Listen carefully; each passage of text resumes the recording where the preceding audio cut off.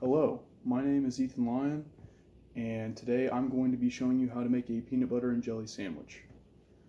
You may be asking yourself, of all the topics he could choose, why would he choose how to make a peanut butter and jelly sandwich? And to answer that, not only is it a very cost-effective way to prepare food, it is one of the most delicious foods of all time. Ever since I was a little kid, my grandparents would make me peanut butter and jelly sandwiches, and I loved them. I ended up learning how to make them when I was really young, and I would pack them in my lunch almost every day.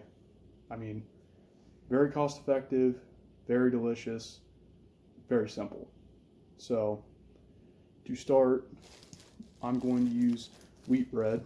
Now, a lot of people are split on this. It's personal preference. I prefer wheat bread over white bread, but that's up to you how you make it. You're going to take this piece of wheat bread. You're going to use this knife. You're going to take some peanut butter out of the jar and apply an even coating onto the bread.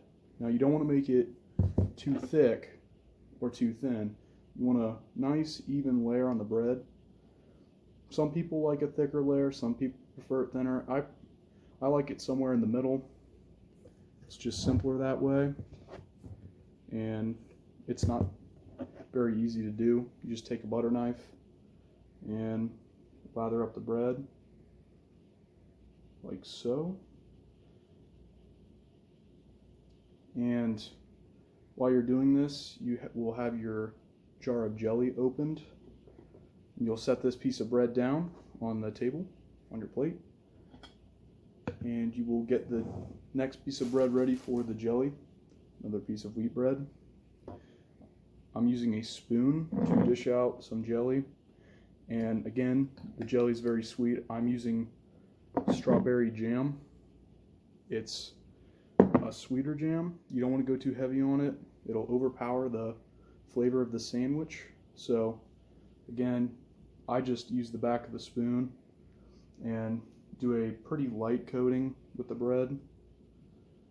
I don't want to go too heavy with it because again, it will overpower the flavor of your sandwich, and you don't really want that.